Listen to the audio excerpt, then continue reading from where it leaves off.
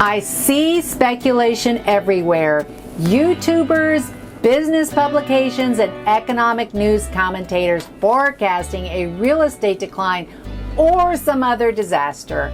They monitor things closely and hang on every form of economic news that might help them predict the future. I get it. The timing of one real estate purchase, that one stock buy or sell, can make a huge addition or catastrophe in your finances. I propose, however, the quiet confidence that comes from studying the long game. There are cycles to what seem like economic madness, but you can achieve the upward steady climb by keeping your wits about you, not chasing fast money, and examining historical data. I have experienced 7 recessions and some other minor economic slowdowns in my lifetime.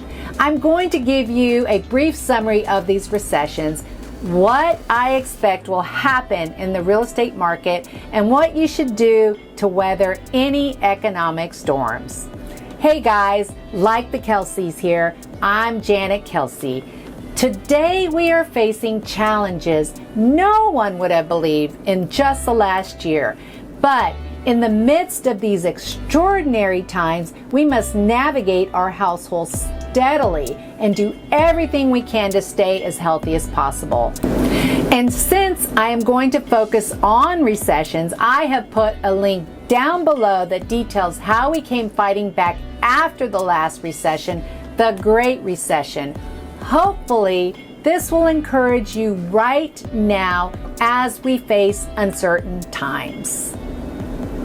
So, I want to make sure you understand, I am not an economist, nor do I play one on YouTube. I would say I know a lot about homes. My husband, who is a CPA, is the numbers guy. I'm not a fan of a complex spreadsheet or economic algebraic curves. I operate more on gut, past experience, and by the seat of my pants. But when I hear predictions that the real estate sky is falling, which I have a lot lately, I initially begin to go into panic. And I worry about feeding my kids and my dog Baxter. This is followed by denial as I binge watch some subscription TV service for hours. Finally, after coming out of my TV and junk food hangover, common sense prevails. The smoke clears and I say, "Yo, Janet," I talk to myself like that. "You've already been through decades of economic cycles and survived." There is a line in a 1950s classic Hollywood movie that applies to us today. The great Betty Davis says, "Fasten your seatbelts. It's going to be a bumpy night." I think it is time for us to fasten our economic seatbelts. But let's get a little perspective before we begin to completely lose our minds. Remember, the real estate market cycles, and there are times to buy and there are times to sit on the sidelines. And unless you are a professional investor, this is true of the stock market as well. Recessions are usually a symptom or direct cause, and this is why we should proceed with caution. But if we inject some historical data and experience into the present, it gives us a bigger, more complete analysis rather than just listening to the current news cycle. I absolutely love the successes of some of the young people on YouTube who have thousands and thousands of people following them. But they wouldn't know a recession if it bit them on the behind. It's like watching a safari on TV and describing the wildlife in the Serengeti to everyone else. There have been 47 noteworthy recessions in the United States since 1785.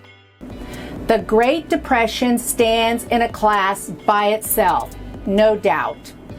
It is noteworthy in some respects, as I will mention in a moment. I have lived through the last 7, and I'm about to give you my very simplistic, non-economist version of what went down. Hang on, because there is actually a method to my madness. So let's look at 50 years of economic snacks. We begin in 1970. Mild recession, the expenses of the Vietnam War coupled with the Federal Reserve Bank's interest rate interference is what historians say is to blame. Next one, 1973 to 1975. Most people spent this recession in front of a gas station. Between those 2 years, there was high inflation, high unemployment, and trouble with an organization called OPEC.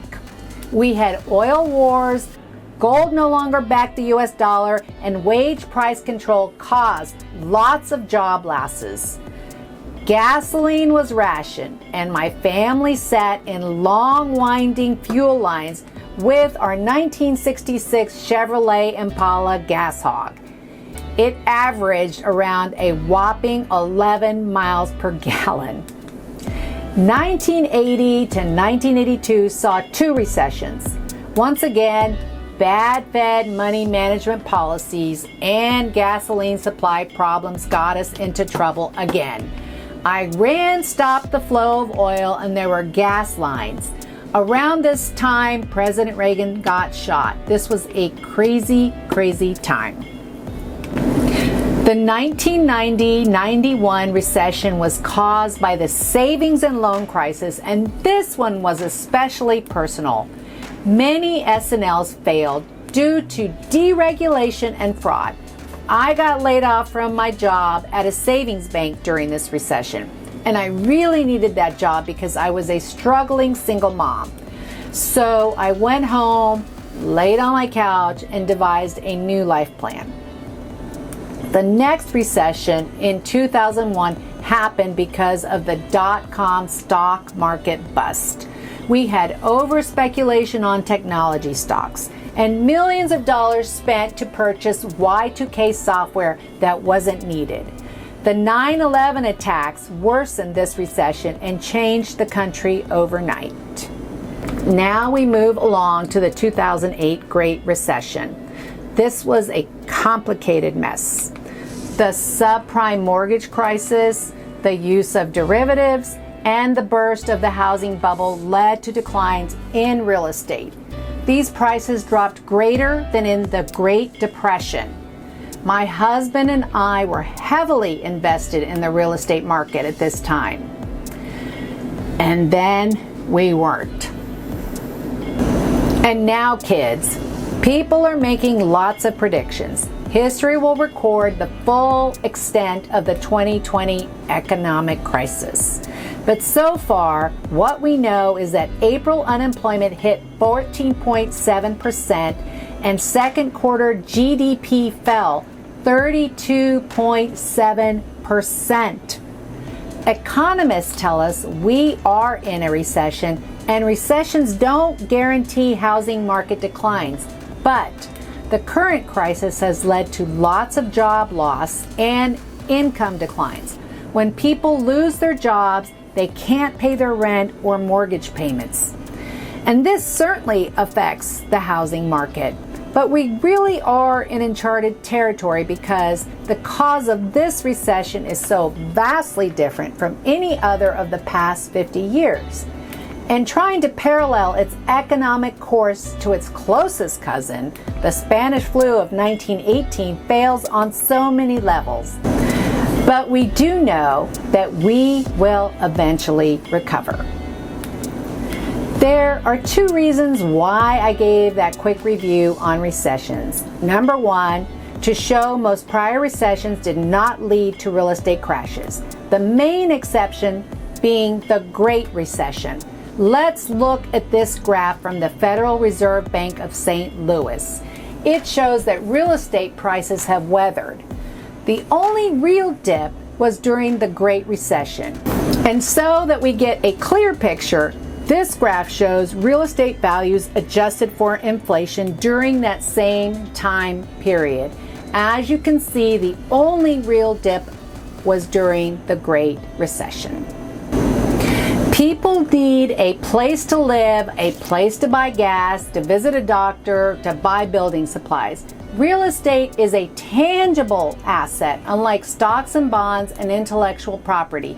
If you lose value on your home, you still hold an asset with some value to someone. Number two, the American public has experienced and survived many recessions since the founding of this great nation, and we will definitely survive this current crisis. So buckle that seatbelt. As a kid in the gas lines, a single parent, a laid-off employee, a real estate investor, I, along with millions, have weathered these economic storms. As a result, we became resilient and we held steady.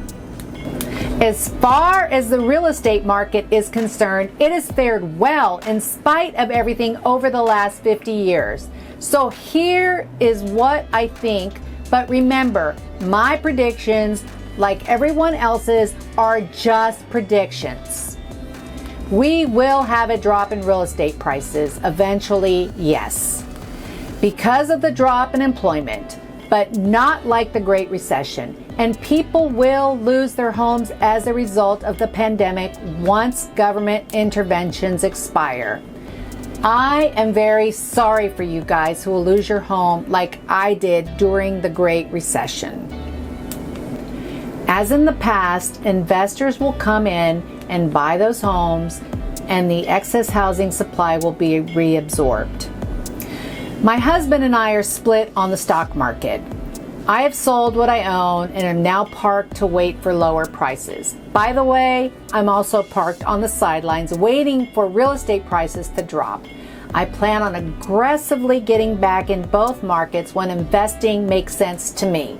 My husband employs a different philosophy in the stock market, and it is a good one if you don't want to actively monitor the stock market and you aren't retiring tomorrow. He uses the dollar cost averaging method. He puts money into index funds routinely, knowing that it has ups and downs, and spends his active energy on real estate. Since I was a real estate appraiser for so many years, he usually defers to my take on the real estate timing thing.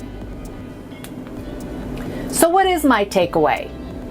My friends, examine closely your life and finances and do what is best for your family.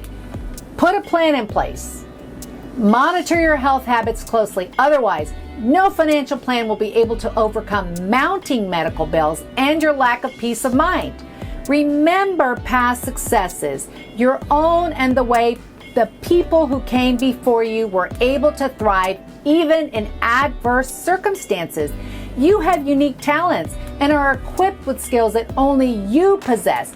Find them, make use of them, maximize them, and above all, keep praying, keep learning, and do your homework before you make any major economic moves. If you enjoyed this video, we are producing more every week. Please like and subscribe, and after you subscribe, hit the post notifications bell.